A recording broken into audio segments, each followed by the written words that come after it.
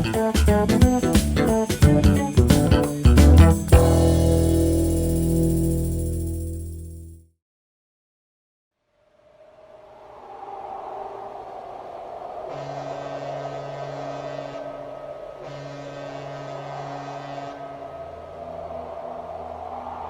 Rival Ghosts by Brander Matthews. The good ship sped on her way across the calm Atlantic. It was an outward passage, according to the little charts which the company had charily distributed, but most of the passengers were homeward bound, after a summer of rest and recreation, and they were counting the days before they might hope to see Fire Island light. On the lee side of the boat, comfortably sheltered from the wind, and just by the door of the captain's room, which was theirs during the day, sat a little group of returning Americans. The Duchess, she was down on the purser's list as Mrs. Martin, but her friends and familiars called her the Duchess of Washington Square, and Baby Van Rensselaer, she was quite old enough to vote, had her sex been entitled to that duty, but as the younger of two sisters she was still the baby of the family. The Duchess and Baby Van Rensselaer were discussing the pleasant English voice and the not unpleasant English accent of a manly young lordling who was going to America for sport. Uncle Larry and Dear Jones were enticing each other into a bet on the ship's run of the morrow. "I'll give you 2-to-1 she don't make 420, said Dear Jones. "I'll take it," answered Uncle Larry. "We made 427 the 5th day last year." It was Uncle Larry's 17th visit to Europe, and this was therefore his 34th voyage. "And when did you get in?" asked Baby Van Rensselaer. "I don't care a bit about the run, so long as we get in soon. We crossed the bar Sunday night, just 7 days after we left Queenstown, and we dropped anchor off quarantine at 3 o'clock on Monday morning. I hope we shan't do that this time. I can't seem to sleep any when the boat stops." "I can, but I didn't," continued Uncle Larry, "because my stateroom was the most forward in the boat, and the donkey engine that let down the anchor was right over my head." "So you got up and saw the sunrise over the bay," said Dear Jones, "with the electric lights of the city twinkling in the distance, and the first faint flush of the dawn in the east just over Fort Lafayette, and the rosy tinge which spread softly upward, and—" "Did you both come back together?" asked the Duchess. "Because he has crossed 34 times you must not suppose that he has a monopoly in sunrises," retorted Dear Jones. "No, this was my own sunrise, and a mighty pretty one it was, too." "I'm not matching sunrises with you," remarked Uncle Larry, calmly, "but I'm willing to back a merry jest called forth by my sunrise against any 2 merry jests called forth by yours. I confess reluctantly that my sunrise evoked no merry jest at all." Dear Jones was an honest man, and would scorn to invent a merry jest on the spur of the moment. "That's where my sunrise has the call," said Uncle Larry, complacently. "What was the merry jest?" was Baby Van Rensselaer's inquiry, the natural result of a feminine curiosity thus artistically excited. "Well, here it is. I was standing aft, near a patriotic American and a wandering Irishman, and the patriotic American rashly declared that you couldn't see a sunrise like that anywhere in Europe, and this gave the Irishman his chance, and he said, 'Sure ye don't have 'em here till we're through with 'em over there.'" "It is true," said Dear Jones, thoughtfully, "that they do have some things over there better than we do, for instance, umbrellas." "And gowns," added the Duchess. "And antiquities," this was Uncle Larry's contribution. "And we do have some things so much better in America," protested Baby Van Rensselaer, as yet uncorrupted by any worship of the effete monarchies of despotic Europe. "We make lots of things a great deal nicer than you can get them in Europe, especially ice cream." "And pretty girls," added Dear Jones, but he did not look at her. "And spooks," remarked Uncle Larry casually. "Spooks?" queried the Duchess. "Spooks. I maintain the word. Ghosts, if you like that better, or specters. We turn out the best quality of spook." "You forget the lovely ghost stories about the Rhine, and the Black Forest," interrupted Miss Van Rensselaer, with feminine inconsistency. I remember the Rhine and the Black Forest and all the other haunts of elves and fairies and hobgoblins, but for good honest spooks there is no place like home. And what differentiates our spook, Spiritus Americanus, from the ordinary ghost of literature is that it responds to the American sense of humor. Take Irving's stories for example. The Headless Horseman, that's a comic ghost story. And Rip Van Winkle, consider what humor, and what good humor, there is in the telling of his meeting with the goblin crew of Hendrik Hudson's men. A still better example of this American way of dealing with legend and mystery is the marvelous tale of the rival ghosts. The rival ghosts, queried the Duchess and Baby Van Rensselaer together. Who were they? Didn't I ever tell you about them, answered Uncle Larry, a gleam of approaching joy flashing from his eye. Since he is bound to tell us sooner or later, we'd better be resigned and hear it now, said Dear Jones. If you are not more eager, I won't tell it at all. Oh, do, Uncle Larry, you know I just dote on ghost stories, pleaded Baby Van Rensselaer. Once upon a time, began Uncle Larry, in fact, a very few years ago, there lived in the thriving town of New York a young American called Duncan, Eliphalet Duncan. Like his name, he was half Yankee and half Scotch, and naturally he was a lawyer, and had come to New York to make his way. His father was a Scotchman, who had come over and settled in Boston, and married a Salem girl.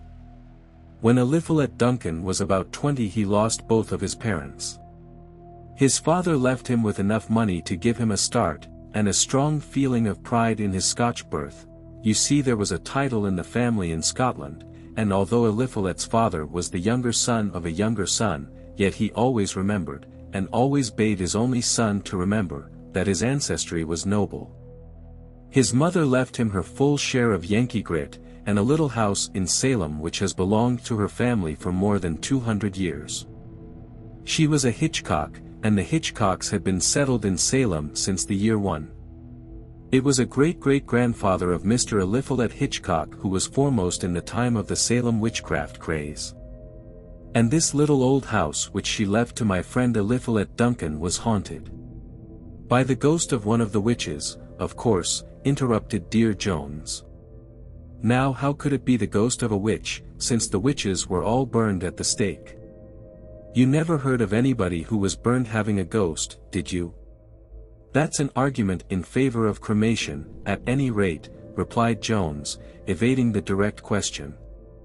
It is, if you don't like ghosts, I do, said Baby Van Rensselaer. And so do I, added Uncle Larry. I love a ghost as dearly as an Englishman loves a lord. Go on with your story, said the Duchess, majestically overruling all extraneous discussion. This little old house at Salem was haunted, resumed Uncle Larry. And by a very distinguished ghost, or at least by a ghost with very remarkable attributes. What was he like? Asked Baby Van Rensselaer, with a premonitory shiver of anticipatory delight. It had a lot of peculiarities. In the first place, it never appeared to the master of the house. Mostly it confined its visitations to unwelcome guests. In the course of the last 100 years it had frightened away 4 successive mothers-in-law, while never intruding on the head of the household. I guess that ghost had been one of the boys when he was alive and in the flesh. This was Dear Jones's contribution to the telling of the tale. In the second place, continued Uncle Larry, it never frightened anybody the first time it appeared. Only on the second visit were the ghost-seers scared. But then they were scared enough for twice, and they rarely mustered up courage enough to risk a third interview. One of the most curious characteristics of this well-meaning spook was that it had no face, or at least that nobody ever saw its face. Perhaps he kept his countenance veiled, queried the Duchess, who was beginning to remember that she never did like ghost stories. That was what I was never able to find out. I have asked several people who saw the ghost, and none of them could tell me anything about its face, and yet while in its presence they never noticed its features, and never remarked on their absence or concealment.